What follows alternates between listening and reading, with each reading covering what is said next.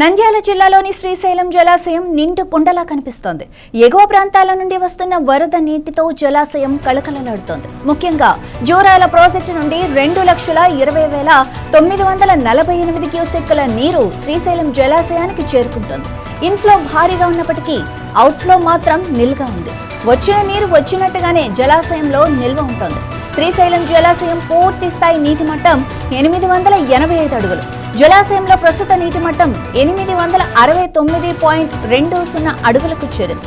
ఇది పూర్తి స్థాయికి చాలా దగ్గరలో ఉంది. అలాగే పూర్తి స్థాయి నీటి నిల్వ 215.8070 టీఎంసీలు కాగా ప్రస్తుతం 138.2730 టీఎంసీల నీరు నిల్వ ఉంది.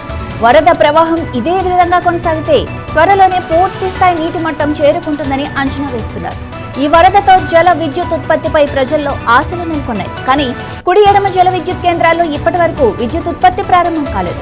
నీటి మట్టం మరింత పెరిగితే తర్వాతే విద్యుత్ ఉత్పత్తిని ప్రారంభించే అవకాశం కనిపిస్తోంది.